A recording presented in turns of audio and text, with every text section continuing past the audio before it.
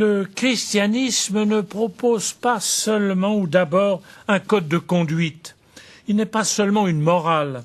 Il ne propose pas plus une règle scientifique de type que mathématique ou bien un programme exact tel que l'on pourrait le fonder sur une carte Michelin bien précise pour faire notre itinéraire. Certains seraient tentés de le penser cela, au fond que c'est un itinéraire, un credo abstrait qu'il faudrait appliquer, ce qui s'appellerait la théologie. Et puis aux autres, bon, ils pourraient pas faire grand-chose, mais enfin il resterait au moins l'évangile, ou bien les béatitudes. Eh bien les béatitudes, c'est justement cela que nous propose le christianisme. Un code du bonheur. Un code du bonheur, du vrai bonheur, dont la clé est le déploiement de toutes les valeurs. Oh, c'est très simple à résumer, toutes les valeurs de l'amour. On a la séduction de quelqu'un, Jésus. On a la vérité de notre destin, de notre route, le Saint-Esprit. Et puis on a cet abandon délicieux à la toute-puissance de quelqu'un qui est le Père. Avec ces trois réalités, toute notre vie est englobée et est merveilleuse. Et oui, le Tout-Puissant. Mais nous mettons du temps à comprendre ce que c'est que le vrai amour. Pour cela, je vais m'aider d'une parabole que je vais intituler « Les Polonaises et le décalogue ». Les Polonaises, il n'y a pas simplement le plombier polonais, comme on a inventé l'histoire du plombier. Moi, je ne m'adresse pas simplement aux plombiers. Les Polonaises, et c'est un récit véritable.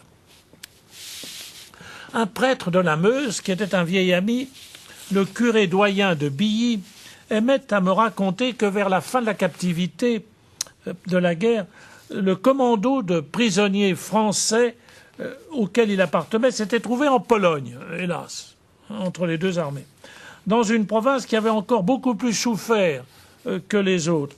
Et pendant quelques mois, les Français libérés, mais ne sachant pas que faire, furent employés comme aide dans les fermes, dans les différentes fermes. Ils étaient libérés, mais sans pouvoir être encore rapatriés. Ça a duré plusieurs mois. Au village, dans les fermes, les Polonaises étaient seules depuis des années, et des Polonaises finirent, bien évidemment, par vivre avec certains prisonniers français. Or, tous les soirs, la cloche de l'église sonnait pour appeler à la prière, c'est-à-dire à l'impulsion d'amour qui peut jaillir de notre cœur, tous les soirs. Et les Polonaises voulaient emmener leurs Français à l'église, ça leur apparaissait normal. Mais les Français qui avaient des souvenirs de catéchisme et qui se souvenaient des commandements de l'Église et des commandements de Dieu, qui avaient donc se sentaient en faute, étant donné la manière dont ils vivaient avec les Polonaises. Et ils refusaient de se rendre à l'Église.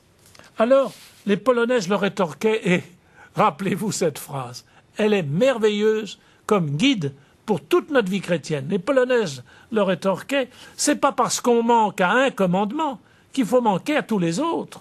Et elles essayaient, quelquefois avec peine, d'emmener leurs prisonniers avec lesquels ils vivaient à aller prier à l'église. Souvenez-vous bien, c'est pas parce qu'on manque à un commandement qu'il ne faut pas observer les 9 autres. C'est plus vrai encore que ce que les Polonaises pensaient. Parce que les fautes ne diminue pas seulement les commandements, ces précisions de Dieu qui nous sont données pour nous aider à vivre, pour nous réapprendre où est le bien et où est le mal, mais plus profondément parce que sans la présence, sans l'attachement, sans l'aide d'un autre, sans la confiance en Jésus, mais une confiance exprimée, vivante, eh bien nous nous habituons à tout. Nous nous habituons à tout. Nous excusons tout et nous nous rendons incapables de reconnaître ce qui est. Les Polonaises le reconnaissaient, mais en faisaient comme une source redoublée de leur prière et de leur amour.